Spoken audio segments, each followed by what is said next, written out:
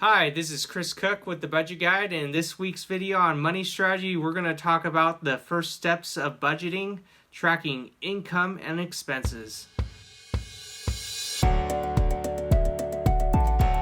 You're going to need to bite the bullet to track your income and expenses. Even if you're frugal, you need to track income and expenses to make sure your money's going to the places you want it to go to the most.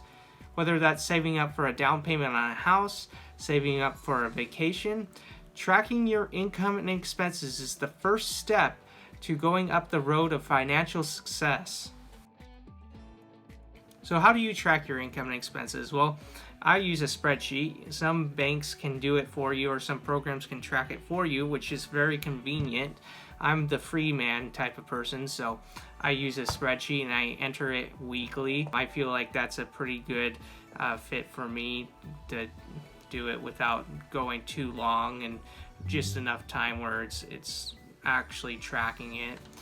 I wouldn't go a month or more because then it's going to get overwhelming to track all your expenses and income. I would go at least weekly, maybe bi-weekly, daily if you're very devoted and you want to just track it as soon as you get a receipt. That's my method of tracking income and expenses. So when do you start? Today. Start today if you want your money to go to the places where it should be going to, the places that are important to you. You may be able to backtrack if your bank has a bank statement and you could add those in, but don't overwhelm yourself. Do whatever is comfortable for you today and go from there. So what do you track? First, you do the date, you do the place, and the amount. So when it comes to categorizing your income and expenses, some common income categories is job, gift, if you get it like a birthday money and stuff like that, investments, federal aid, a business.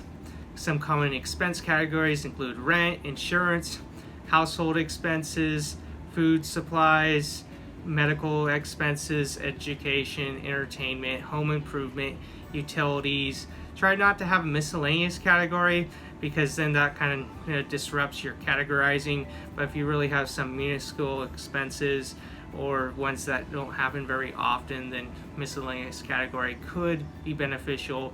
But you really want to be saving up for those things that you want in life, and so the savings category would be a good one to put if you're saving up for a big purchase that could potentially be miscellaneous.